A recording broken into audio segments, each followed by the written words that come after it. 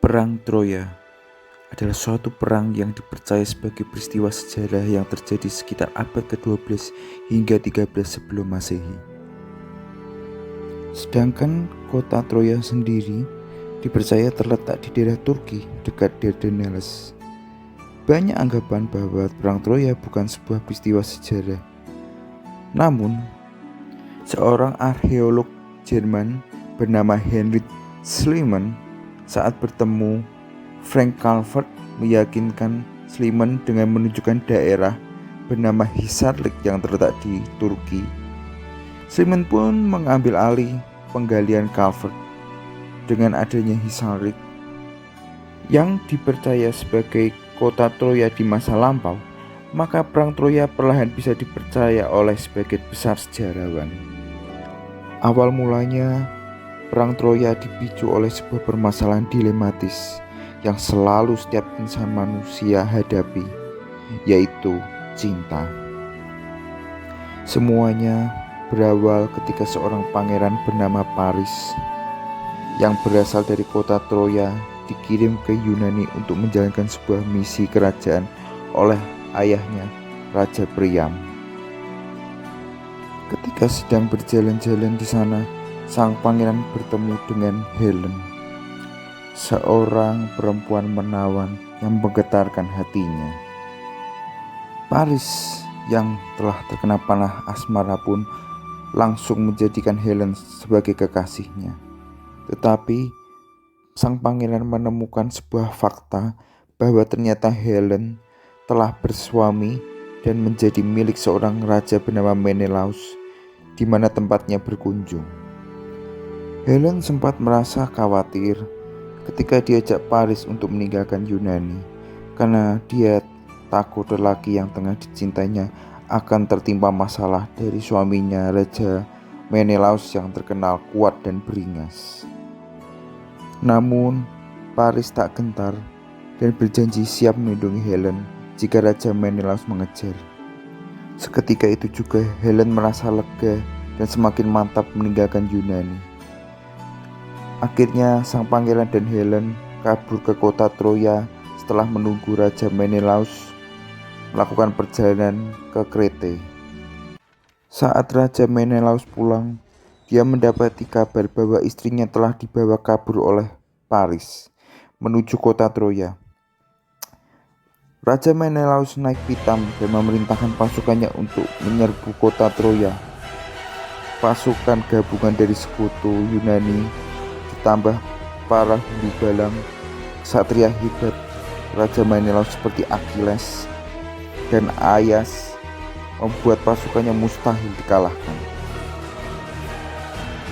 Penyerbuan kota Troya berlangsung sangat lama. Pada tahun yang ke-10 muncullah sebuah ide dari Odysseus, Raja Ithaka sekaligus pahlawan Yunani. Ide tersebut adalah membuat patung kuda raksasa dari kayu yang akan ditempatkan di luar tembok kota Troya. Di dalam rongga patung kuda tersebut akan diisi beberapa tentara Yunani pilihan. Dan nantinya patung tersebut ditempatkan pada malam hari oleh pasukan Yunani dan ditinggalkan begitu saja. Pada pagi harinya, penduduk kota Troya dibuat terkejut, bercampur rasa kebingungan ketika melihat tak ada satupun tentara Yunani di kota Troya.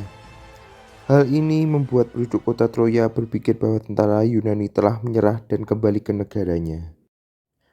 Ditambah lagi munculnya patung kuda raksasa di hadapan mereka. Ketika orang-orang merasa heran, muncullah seseorang bernama Sinon. Dia adalah penyusup dari Yunani, memberitahu kepada semua orang bahwa kuda tersebut adalah persembahan kepada Dewa Athena yang apabila dibakar oleh penduduk Troya, maka bencana akan menimpa kota Troya. Mendengar hal tersebut, akhirnya patung kuda diangkut ke dalam kota. Sepanjang perjalanan, seluruh warga kota Troya berpesta menyambut patung kuda yang dianggap sebagai simbol kemenangan perang. Seluruh warga menari-nari mengelilingi patung kuda raksasa tersebut.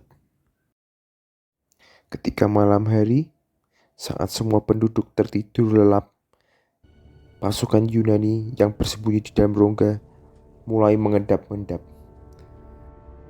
Saat memastikan keadaan benar-benar aman, barulah mereka berani keluar dari dalam rongga patung kuda raksasa tersebut. Dengan cepat, para pasukan Yunani menghabisi para penjaga kota Troya yang sedang tertidur lelap. Setelah menghabisi semua penjaga kota Troya, kemudian mereka membuka pintu gerbang kota. Para bala tentara Yunani yang ternyata hanya bersembunyi di sebuah pulau mulai mengalir masuk ke dalam kota Troya. Pasukan Yunani mulai memantik kebakaran yang menyebabkan lidah-lidah api melahap seluruh isi kota Troya. Seketika itu juga para penduduk kota Troya panik dan mencoba melarikan diri. Namun mereka dikejar dan dibunuh oleh tentara Yunani. Hampir semua kepala suku kota Troya tewas. Kota Troya hangus terbakar hanya dalam waktu semalam. Raja Priam yang merupakan ayah dari Pangeran Paris pun tidak luput dari pembantaian tersebut. Dari pembantaian tersebut, hanya Aeneas, putra Aprodit, dan seorang penduduk kota Troya bernama Anchises yang berhasil menyelamatkan diri. Perang Troya adalah salah satu perang epik kolosal yang paling terkenal dalam mitologi Yunani, sekaligus berpengaruh hingga zaman modern saat ini.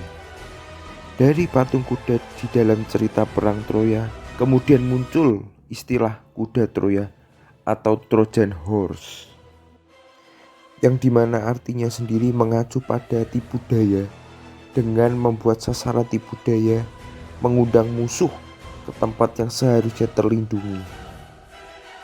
Sebuah virus komputer berbahaya pun dinamai Trojan Horse karena virus tersebut bersembunyi di dalam folder program dan sangat sulit dideteksi.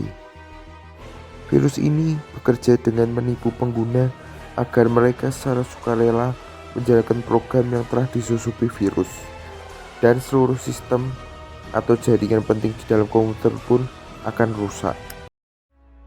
Demikianlah sekilas cerita hari ini. Terima kasih kawan-kawan yang sudah menonton videoku. Semoga cerita hari ini bisa menginspirasi dan memperkaya kasih pengetahuan kawan-kawan semua. Sampai bertemu di cerita berikutnya.